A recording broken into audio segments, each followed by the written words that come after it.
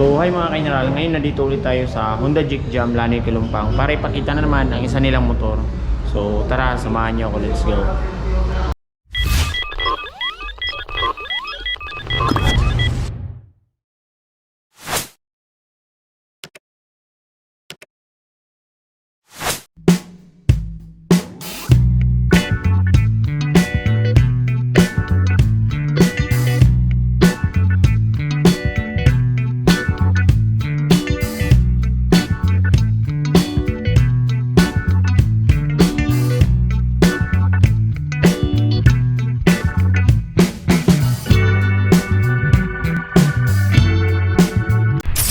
Walang iba mga kaineral kundi ang Honda PCX 160 ABS version Majestic Matte Red. Yan. So napakaganda niya mga kaineral.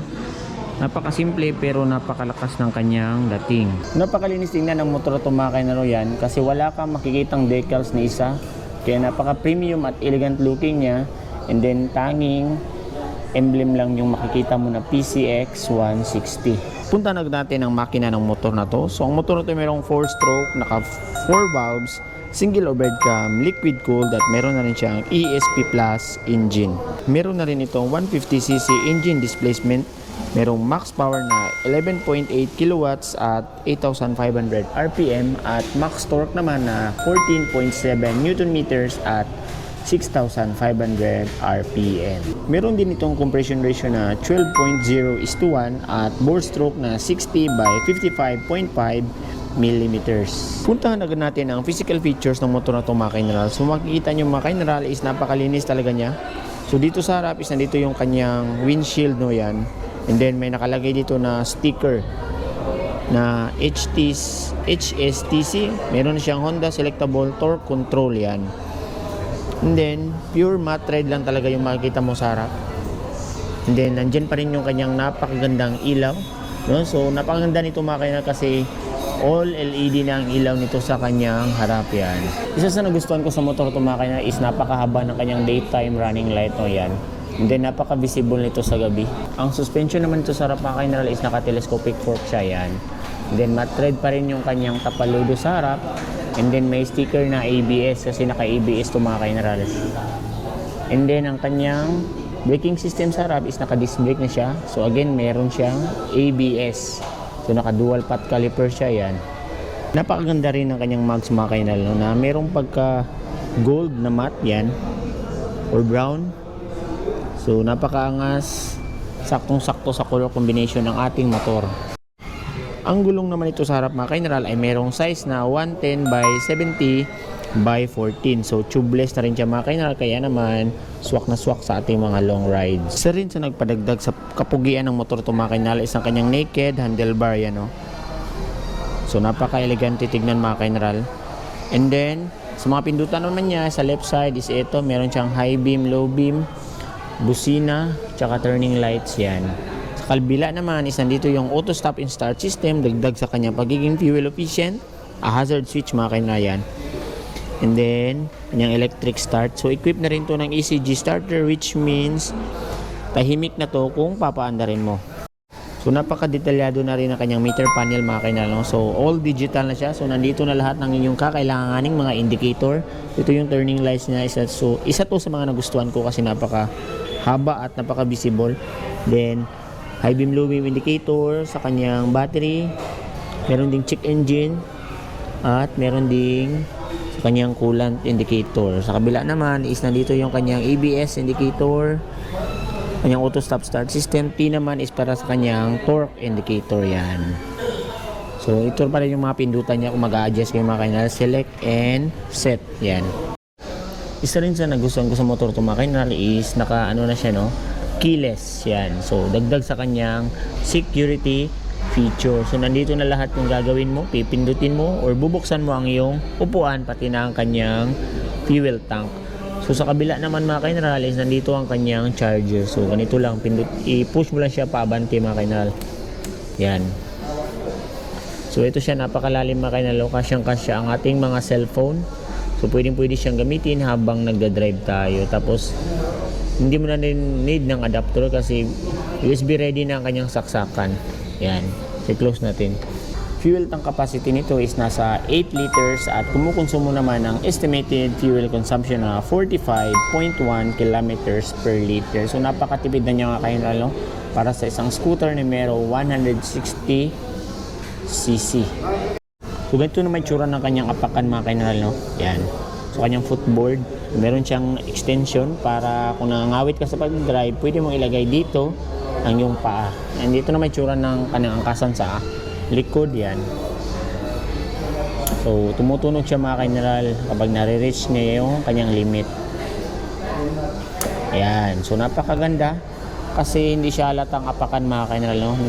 So masabay din siya sa blending ng kulay ng ating motor.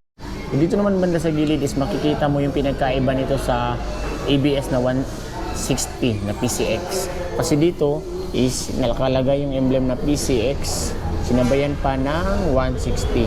So ito yung PCX mga kainral na hindi na walang 160 na emblem. So halos same lang sila, yun lang ang kinagdagdag mga kainral, no? Yan. Napaka-sporty na rin tignan ng kanyang tambucho mga kainral yan. And then, nandito yung kanyang coolant nakalagay sa gilid. Isa rin sa nagustuhan ko sa motor ito mga kainral, isang kanyang napakalaking underseat compartment yan. So, kasyang-kasya dito ang mga pinamili nyo mga kainral, no?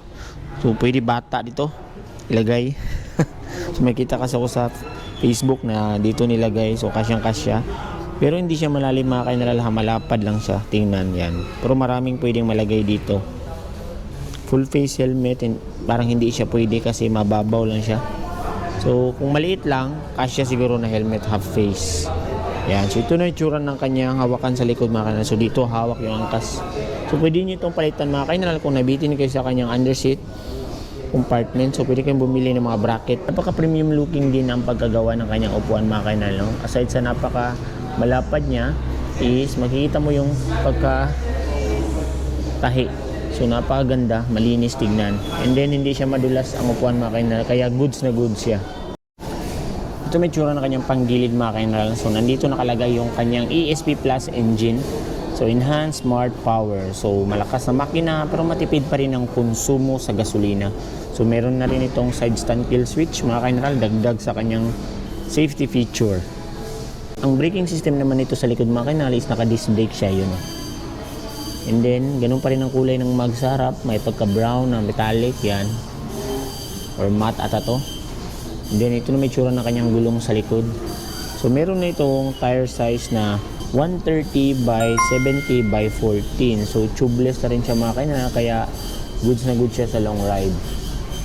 Ang kanyang suspension sa likod mga kainal is na meron siyang twin shock absorber yan, no? So, dalawa na. So, maganda na rin ang bounce nito mga kainal.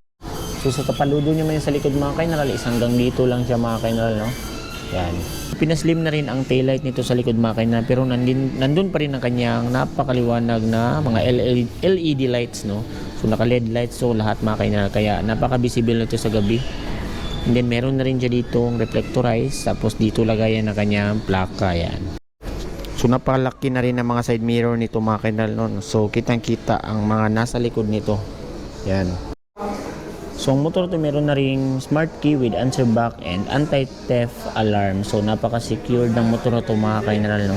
Ang motor to ay meron ding curb weight na 131 kilograms, meron din siyang seat height na 764 mm at ground clearance na 134 mm. So ngayon mga kainal, alamin na natin kung magkano na nga ba si Honda PCX 160 itong kaniyang matte red ngayon 2024. So actually last year pa to nilabas, so ngayon lang dumating sa Gensan. So alamin natin ang presyo niya ngayon.